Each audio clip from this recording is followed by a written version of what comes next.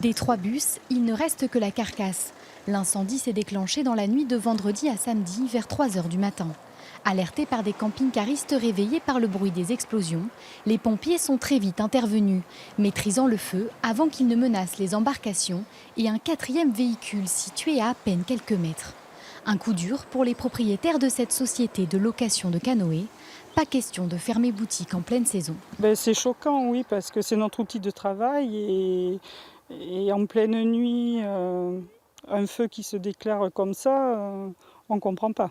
Mais moi, ce qu'il fallait, c'était continuer pour que mes employés, justement, ne soient pas au chômage et que ma clientèle que j'ai fidèle continue de venir, quoi. C'est la période du 15 août et on a beaucoup de monde en ce moment, donc c'était très important. Alors ouais, ça sent un peu le cramé, hein. Il a échappé de... la peinture, il a échappé à la punition. Hein.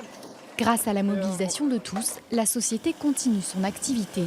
2 bus de substitution ont été trouvés en urgence. Un premier leur sera prêté gratuitement par la mairie d'un village voisin. Un autre leur a été loué en dépannage express. Quand quelqu'un est dans la panade, eh bien on l'aide. Hein. Donc un client, et voilà. Donc hier je lui ai fait les navettes parce qu'il avait beaucoup de monde. Et maintenant je lui ai amené un bus que je lui ai loué. Voilà, tout simplement. Les 8 salariés de cette base canoë se sont eux aussi mobilisés. On a eu très peur parce que bon, tous allaient s'arrêter, on ne pouvait pas assurer les services. Les clients sont restés et puis tout le personnel, les 8 salariés, on a tous joué le jeu et puis on est allé à fond pour aider les patrons. Départ de feu accidentel ou criminel, pour l'heure aucune piste n'est privilégiée. L'enquête devrait déterminer les causes exactes du sinistre.